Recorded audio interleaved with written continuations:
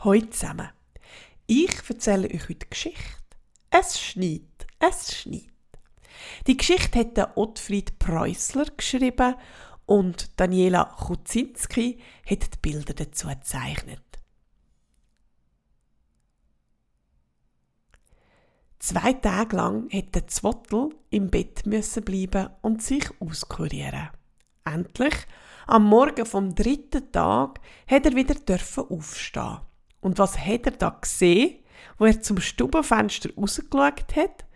Draussen war alles weiss vom Schnee und es hat geschniet und immer weiter geschniet, in feinen Flocken, in dichtem Fall.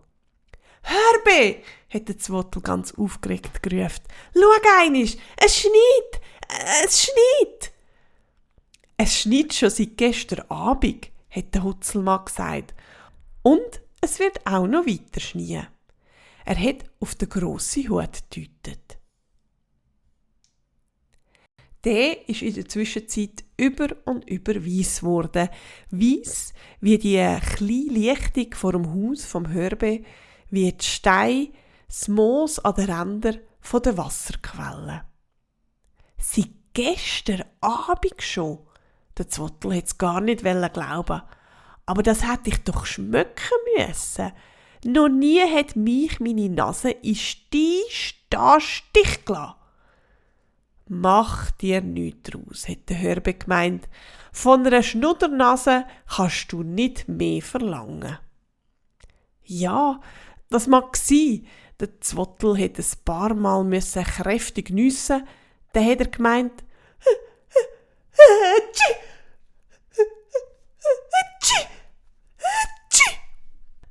«Übrigens muss ich dir noch etwas sagen, Hörbe. Früher ist unser Eis immer furchtbar müde geworden um die Jahreszeit. Spätestens, wenn der erste Schnee kam, habe ich mir geschwind eine Höhle gesucht und bin dort dann eingeschlafen.» «Für wie lang?» «Mal so, mal so, je nachdem, ob der Winter lang oder kurz war. Unser Eis wacht ja immer erst dann auf, wenn es wieder Frühling wird. Aber ich kann mir nicht helfen, Hörbe. Das Mal ist alles anders. Unser Eis ist doch noch kein bisschen müde. Unser Eis fühlt sich noch frisch und munter. Liegt das echt auch an der Verkältung?» «Wahrscheinlich nicht», hat der Hörbe gesagt.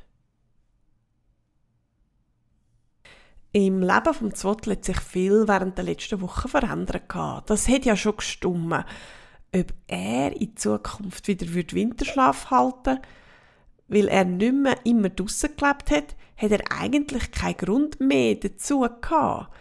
«Wir schauen mal, wie es kommt», hat der Hörbe gedacht. «Jetzt ist ja schon gleich Weihnachten und da fände ich es schon schön, wenn der Zwottl wenigstens noch über die Viertige wach bleiben würde.»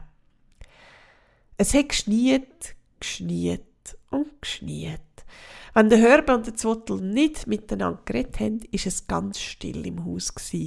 Nur das Feuer im Ofen hat geknackt von Zeit zu Zeit und der Teekessel hat gesurrt.